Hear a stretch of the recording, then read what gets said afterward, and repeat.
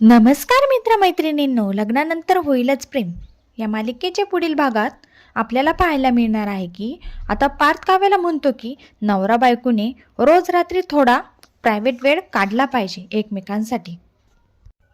आणि आता इकडे जीवा झोपलेला असतो आणि त्याला जाग येते. तेव्हा तो म्हणतो, चकाचक बाई कुठे गेला? एक्सरसाइज सुरू करायची आहे आपल्याला.